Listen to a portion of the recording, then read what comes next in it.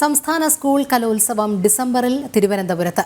കലോത്സവ തീയതികൾ പിന്നീട് പ്രഖ്യാപിക്കും. ഒളിമ്പിക്സ് മാതൃകയിലാണ് ഇത്തവണത്തെ കായികമേള സംഘടിപ്പിച്ചിരിക്കുന്നത്. എറണാകുളം ജില്ലയിൽ ഒക്ടോബർ 18, 19, 20, 21, 22 തീയതികളിലാണ് കായികമേള നടത്തുക. ഒളിമ്പിക്സ് മാതൃകയിൽ അത്ലറ്റിക്സും ഗെയിംസും ഒരുമിപ്പിച്ച സ്കൂൾ ഒളിമ്പിക്സ് എന്ന നിലയിലാണ് മേള സംഘടിപ്പിക്കുന്നത്. പ്രത്യേക ലോഗോയും പ്രത്യേക തീമും പ്രത്യേക ഗാനവും എല്ലാം ആലോചനയിലുണ്ട്. എല്ലാ 4 വർഷം കൂടുമ്പോഴും സ്കൂൾ ഒളിമ്പിക്സുകൾ നടത്തും. അല്ലാത്ത വർഷങ്ങളിൽ പതിവ് രീതിയിലും മേളകൾ നടക്കും. സംസ്ഥാന കായികമേള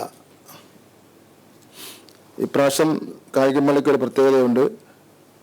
സ്കൂൾ ഒളിമ്പിക്സ് ആയിട്ടാണ് സംഘടിപ്പിക്കുന്നത്. ആദ്യത്തെ സ്കൂൾ ഒളിമ്പിക്സ്. എല്ലാ ഇനങ്ങളും ഒരു സ്ഥലത്ത് തന്നെയാണ് നടക്കുന്നത്. 4 വർഷത്തിലൊരിക്കലായിരിക്കും സ്കൂൾ ഒളിമ്പിക്സ് നടക്കുന്നത്. സംസ്ഥാന സ്കൂൾ കലോത്സവം ഡിസംബർ മാസം തിരുവനന്തപുരത്ത് നടത്താനാണ് തീരുമാനം. പുതുക്കിയ കലോത്സവ മാനുവലിനനുസരിച്ചായിരിക്കും മേള സംഘടിപ്പിക്കുക. ഒരു തദ്ദേശീയ കലാരൂപം മത്സര ഇനമായി ഉൾപ്പെടുത്തുമെന്നും മന്ത്രി വി ശിവൻകുട്ടി വ്യക്തമാക്കി.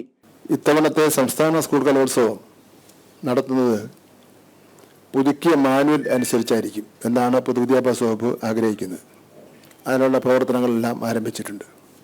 കഴിഞ്ഞ സംസ്ഥാന സ്കൂൾ യുവജനോത്സവത്തിൽ തദ്ദേശ ജനതയുടെ ഒരു കലാരൂപം ഉദ്ഘാടന സമ്മേളനത്തിന്റെ ഭാഗമായി അവതരിപ്പിച്ചിരുന്നു.